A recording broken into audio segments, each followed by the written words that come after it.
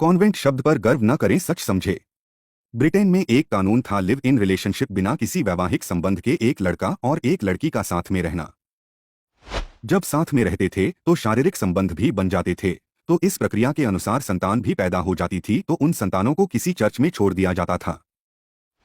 अब ब्रिटेन की सरकार के सामने यह गंभीर समस्या हुई कि इन बच्चों का क्या किया जाए। तब वहां की सरकार ने कॉन्वेंट खोले, अर्थात जो बच्चे अनाथ होने के साथ साथ नाजायज अवैध हैं, उनके लिए कॉन्वेंट बने। उन अनाथ और नाजायज बच्चों को रिश्तों का एहसास कराने के लिए उन्होंने अनाथालयों में एक फादर, एक मदर, एक सिस्टर की नियुक्ति कर दी, क्योंकि ना तो उन बच्चों का कोई जायज बाप है, ना ही माँ है। तो कॉन्वेंट बना नाजायज बच्चों के लिए जायज। इंग्लैंड में पहला कॉन्वेंट स्कूल सन 1609 के आसपास एक चर्च में खोला गया था, जिसके ऐतिहासिक तथ्य भी मौजूद हैं। और भारत में पहला कॉन्वेंट स्कूल कलकत्ता में सन 1842 में खोला गया था। परंतु तब हम गुलाम थे और आज तो लाखों की संख्या में कॉन्वेंट स्कूल चल रहे हैं। जब कलकत्ता में पहला कॉन्वेंट स्कूल खोला गया, उस समय इसे फ्री स्कूल कहा जाता था। इसी कानून के तहत भारत में कलकत्ता यूनिवर्सिटी बनाई गई, बम्बई यूनिवर्सिटी बनाई गई, मद्रास यूनिवर्सिटी बनाई गई, और ये तीनों गुलामी के जमाने की यूनिवर्सिटी आज भी इस देश में हैं। मैकाले ने अपने पिता को एक चिट्ठी लिखी थी, बहुत मशहूर चिट्ठी है। उसमें वो लिखता है कि इन कॉन्वेंट स्कूलों से ऐसे बच्चे निकलेंगे जो देखने में तो भारतीय होंगे, लेकिन दिमाग से अंग्रेज होंगे।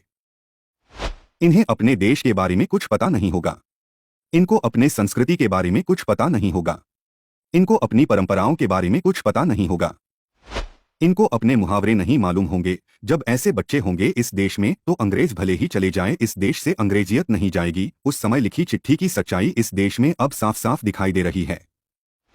उस एक्ट की महिमा देखिए कि हमें अपनी भाषा बोलने में शर्म आती है। अंग्रेजी में बोलते हैं कि दूसरों पर रुबाब पड़ेगा। अरे हम तो खुद में हीन हो गए हैं, जिसे अपनी भाषा बोलने में शर्म आ रही है, दूसरों पर रोब क्या पड़ेगा। लोगों का तर्क है कि अंग्रेजी अंतर्राष्ट्रीय भाषा है। दुनिया में 204 देश हैं और अंग्रेजी सिर्फ 11 देशों में ही बोली, पढ़ी और समझी जाती है। फिर ये कैसे अंतर्राष्ट्रीय भाषा है। शब्दों के मामले में भी अंग्रेजी समृद्ध नहीं है। इन अंग्रेजों की जो बाइबिल है वो भी अंग्रेजी में नहीं थी, और ईसा मसीह अंग्रेजी नहीं बोलते थे।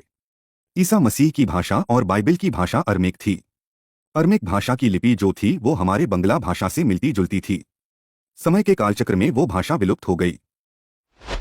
भारत देश में अब भारतीयों की मूर्खता देखिए, जिनके जायज माँ बाप, भाई बहन सब हैं, वो कॉन्वेंट में जाते हैं, तो क्या हुआ, एक बाप घर पर है और दूसरा कॉन्वेंट में, जिसे फादर कहते हैं।